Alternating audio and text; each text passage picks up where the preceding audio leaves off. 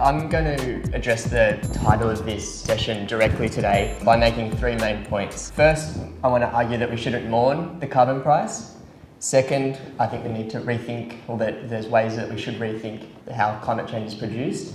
And third, we need to look beyond the market if we're going to create a credible pathway away from fossil fuels and towards a clean energy economy. So first, politically, of course, the carbon price was a retrograde move by a government that's deeply hostile to doing anything about climate change. But in policy terms, I think that the impact has not been as bad as we might think. Unfortunately, the last decade of climate policy internationally has shown that the market-based approach to climate policy simply doesn't work. So the graph on the screen that I've got up now shows the prices of carbon in the two international schemes that the Australian carbon price was linked to, or was going to be linked to from next year.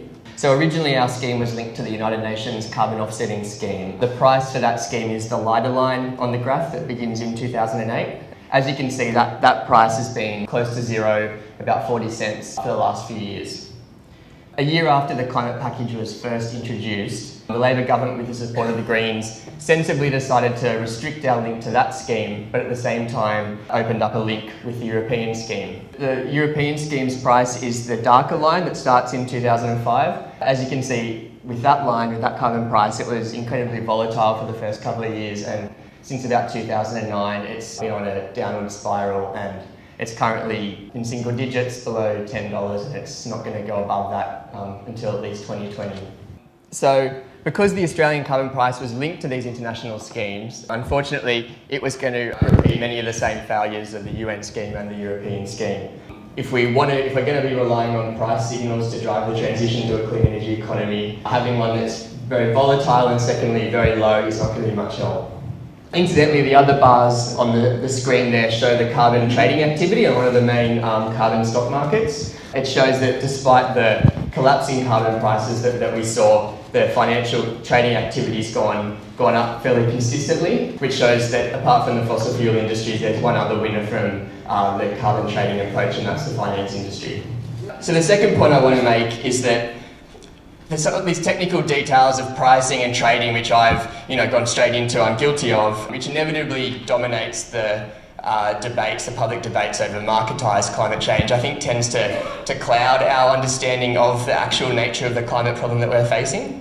One thing that the anti-coal and coal seam gas movement's done really, really well, I think, is they've exposed the terrible reality of fossil fuel extraction. And I think we need to do the same at the point of combustion, at the point of carbon pollution itself as well. So one place to start is looking at who exactly is responsible for the climate problem in Australia. So when we do this, what someone like Ross Garnaut, who described the climate change problem as this wicked policy problem because of its overwhelming complexity, I think becomes a lot more clear and a lot more simpler. So for example, we can look at data from the federal government's emissions website and particularly from the carbon price, and that shows that just 10 owners, so that's made up of 7 corporations and 3 state governments, were responsible for something like 2/3 of the emissions that were regulated under the climate package under the carbon price. That was AGL, Energy Australia, GDF Suez, the Queensland Government, Origin, Woodside, Rio Tinto, the governments of WA and New South Wales, and BHP Billiton. So all climate criminals that we're quite familiar with. I've attempted to illustrate the dominance of those carbon markets by a few of those big polluters with the graph on the screen now, where each of the different size bubbles represents the proportion of emissions that each of those corporations control in the market. So as you can see, there's lots of really tiny bubbles in there, and then there's a few really, really big ones, which represents those big energy companies and big mining and steel companies as well. We can further demystify the climate problem by looking at where the emissions come from and how they're actually being produced. So if we look at electricity generation alone, over half of the emissions that were covered by the carbon price are coming from just 20 large-scale fossil fuel electricity generators. So as you can see on the graph there, or on the map there, they're all clustered in 5 regions in WA, Victoria, New South Wales and Queensland. We're often told, I guess the neoliberal line is that planning is doomed and only the market can come up with the most efficient solutions. But recognising that the responsibility for Australia's climate change problem lies in just a handful of corporations, a a handful of state governments who own a few large coal-fired power stations. I think it suggests instead that the irrationality lies in allowing these big polluters to trade their way out of responsibility by throwing them into a carbon market. So, therefore, the third and final argument that I want to make today is that the nature of the climate problem in Australia, I think, lends itself to a much more direct approach than what we've been putting on the table so far. We know who the climate criminals are, we know where they are, we know what they're doing, and it's quite feasible and quite possible and quite necessary to take them on much more directly. So if I'd made that graph that I put up before, the bubble graph on who's responsible for carbon emissions in Australia, at the top of that list would have been the New South Wales government. If we went back to the 1990s, the Victorian government would be there too. Most of those energy assets have since been privatised. And what privatisation does is it hands control and hands responsibility over the future of our climate to the profit motives of these big energy corporations. And those profit motives are completely at odds with that safe climate.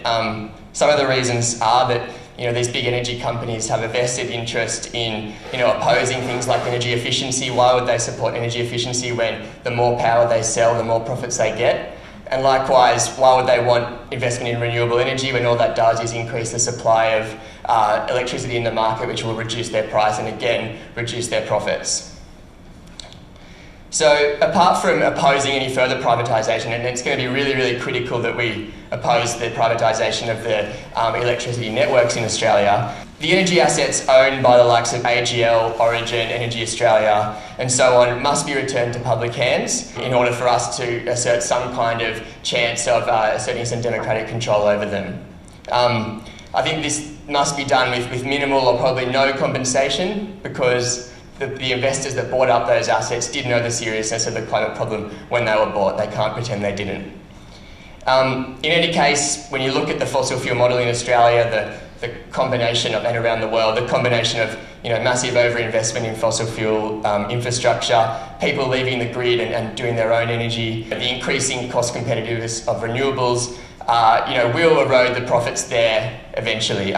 We hear talk of things like the coal death spiral, stranded assets, which Leslie mentioned earlier, and those things are very real. But at the same time, we can't just rely on the market and market forces to firstly bring those changes quickly enough, and secondly make sure those changes occur in a socially just fashion. It was very pleasing to hear Christine Milne's speech at the National Press Club this week, where one of the things she talked about was using direct regulation to phase out those big fossil fuel energy generators, because that's exactly what needs to be done. The Greens, of course, have always recognised that phase out of fossil fuel power stations needs to be a just transition, and someone like John Kay's notion of a jobs guarantee for fossil fuel workers as part of his 100% renewable energy campaign, I think is exemplary in that regard. I think we can also take our conception of the idea of a just transition a little bit further than that and have a much more active role for fossil fuel workers in that process. The Greens in New South Wales obviously have our roots in the Green Bans movement, and because of that I think we know probably better than most the kind of immense power that those few hundred fossil fuel workers in those big coal-fired generators in the Latrobe Valley or the Hunter and other parts of Australia have in terms of bringing an end to that destructive industry. So that obviously is going to mean engaging with those workers and engaging with their unions to bring about that just transition quite rapidly. Then, of course, there's the issue of how to replace those old generators with renewable energy. Saving the RET at the moment is obviously an urgent priority, but we also need to go beyond the RET. One of the things that we always talk about is we need to level the playing fields between renewables and fossil fuel by doing things like removing fossil fuel subsidies, reforming the grid so there's access to those renewables, and leveraging private investment through organisations like the Clean Energy Finance Corporation. All of those are really, really, really important. But it seems to me that kind of most glaring inequality in this situation that we face is the historical inequality between a fossil fuel energy system that was entirely built with public money by governments and then relying now on the private sector in order to invest in renewables. You know, there's a huge community support out there for investment in renewable energy, and we do need to have the confidence to call for large-scale government investment in publicly and community-owned renewable energy. So just to conclude, I guess, on the title to this session, which was Climate Change Beyond Denialism, Back to the Market or What? Markets are good, I think, for bringing about marginal changes, but the climate problem that we're facing isn't exactly a marginal one. It's a transformational one, and we need transformational politics in order to address it. Thanks.